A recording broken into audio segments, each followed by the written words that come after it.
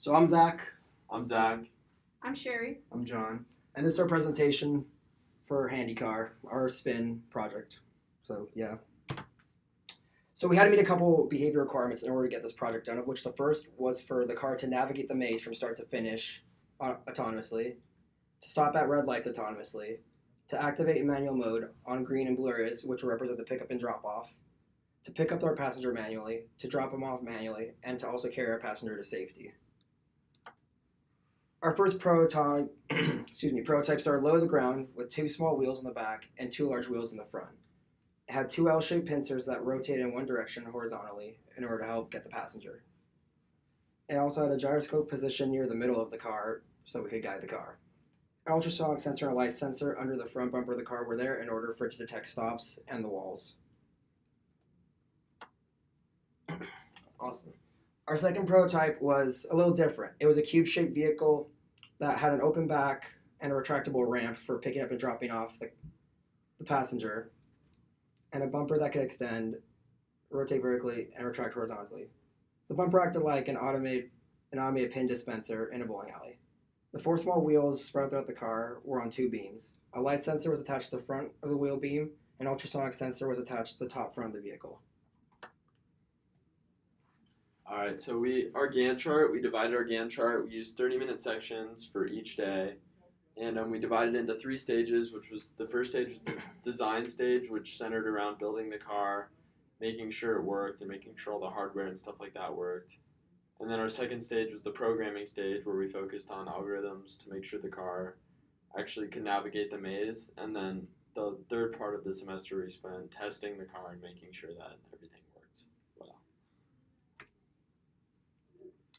Our decision was to go with prototype A, but a modified version of it. Right here in our picture we have a beautiful family photo with ourselves and HandyCar, which is what we did dub the car. And we found that this one fulfilled all the necessary requirements for the project. So then the final design we came up with was this car right here. And on the top left, on the top right, you see the ultrasonic sensor, which is just helps us with a right wall following algorithm. On the front of the car, we had a little bumper that helped our touch sensor navigate when it hit a wall so it could back up and turn. We had larger front wheels and smaller back wheels to have an inclined surface so that it was easier for the wheelchair to come off at the end. We also had wheels along the sides for smoother movement when scraping up against the wall. This also kept the robot from getting stuck when coming into corners and when navigating.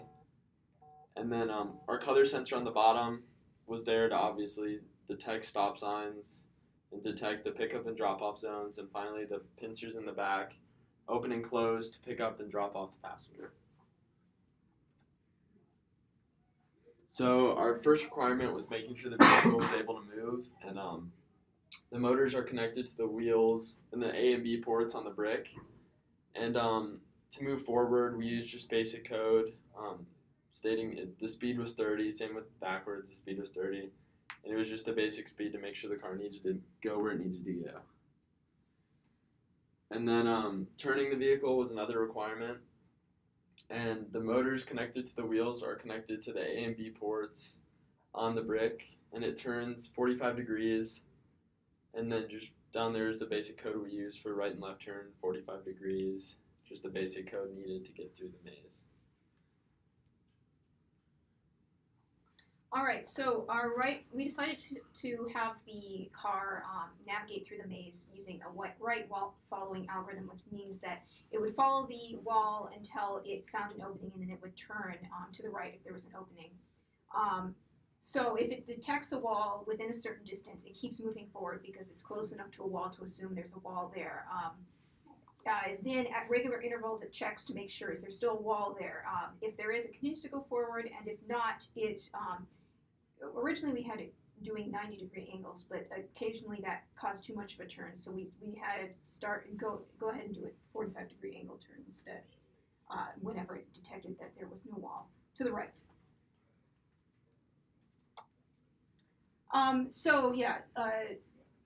Continuing on, if the vehicle hit a wall, we would so it continued forward until it hit a wall. When it hit a wall, then it would check if there's anything to the right.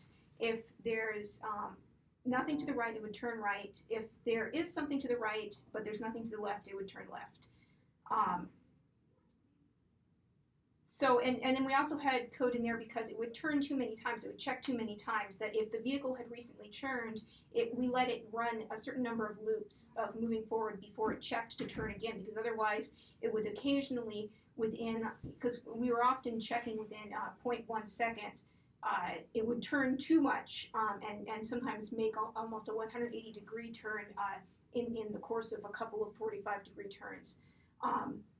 And of course, all this code, it continues to check in a never-ending while loop. It's just a while one, and it continues through the code until it reaches some sort of stop.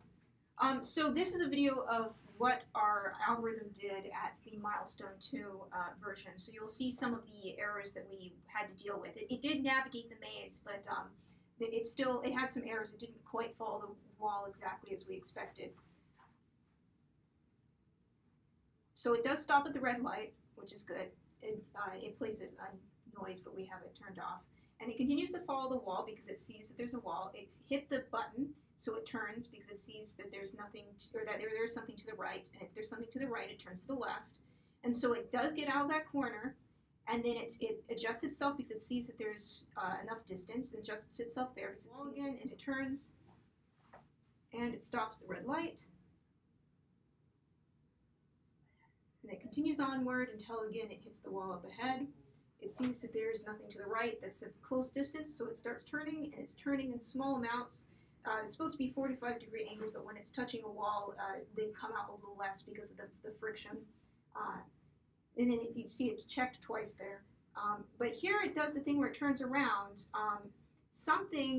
It must have either detected this or detected this wall at just the right angle so that it thought there was something on the right. So it actually made a 180-degree turn because it made two detections too quickly with each other. And this was one of our issues. There were occasional times so we had two places in the code where it was checking. It was checking when it hit something, and it was checking at regular intervals. And so sometimes the two would overlap, causing some double turns, which eventually it rights itself here, but that was something that we had to work on later on, and that we, for the most part, got fixed later on.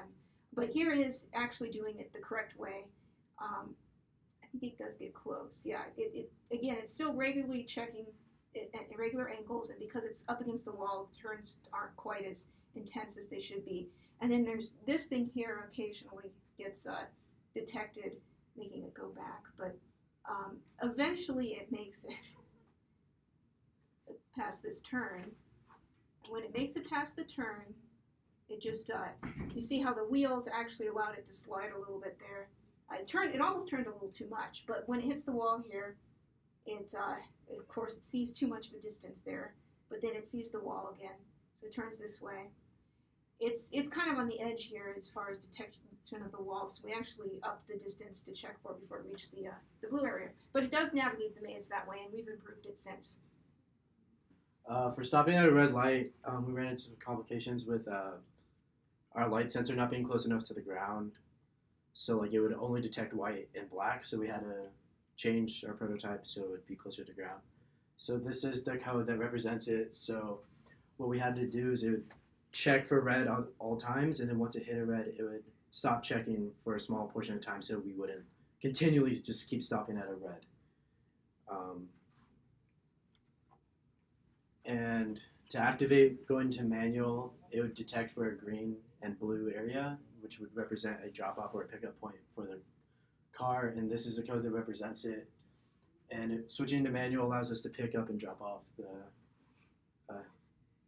handicapped person.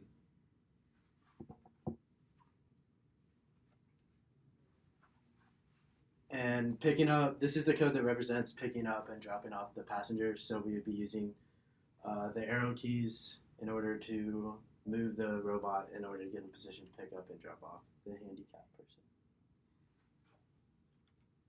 And this is a video of us picking